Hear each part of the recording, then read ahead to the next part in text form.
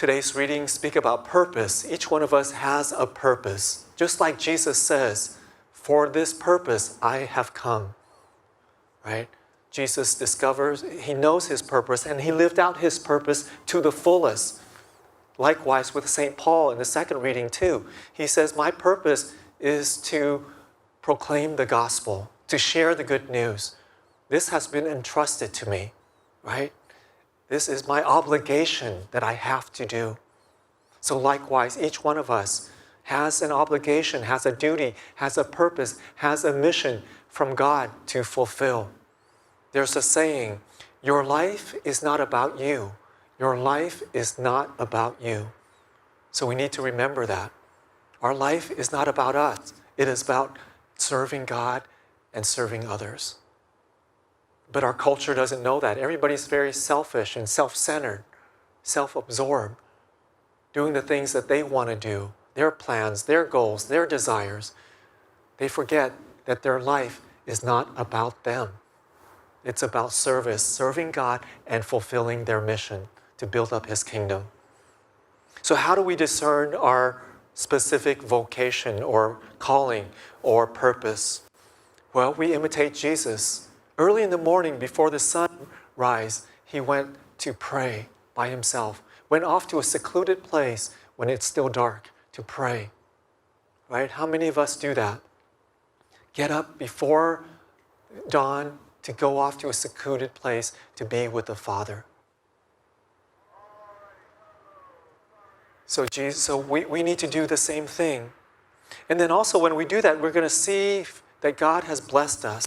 In the gospel reading, Peter's mother-in-law, right, was sick, was ill, and Jesus came and raised her and healed her. And she was filled with gratitude and served them, immediately served them.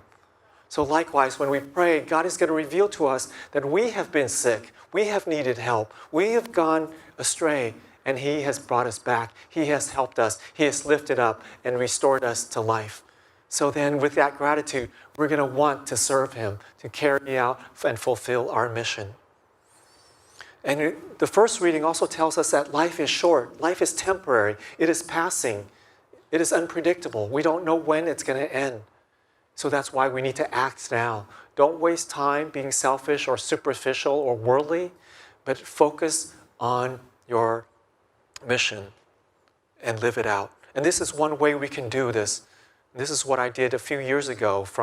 I learned from Father Spitzer. So on top of a piece of paper, early in the morning when you're praying, with a piece of paper and a pen or pencil, on top saying, how I can contribute positively to the following areas, to the following people, right? How I can make a positive difference to the following. And number one, this group includes my closest, the people who are closest to me, my family, my friends, and my co-workers.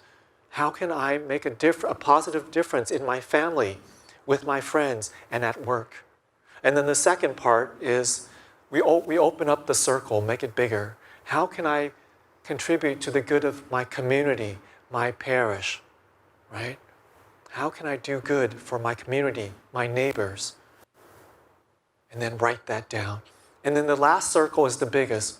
How can I contribute something good and positive to the world, to society, to culture? What can I do to make a positive difference in the world? And then write that down.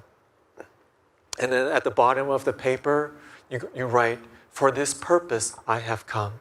Just like the words of Jesus. For this purpose I have come. And then live out those missions, live out those callings. And then you will start to fulfill your mission. So we give thanks to God for reminding us from today's readings that each of us has a mission, has a purpose, entrusted to us by God.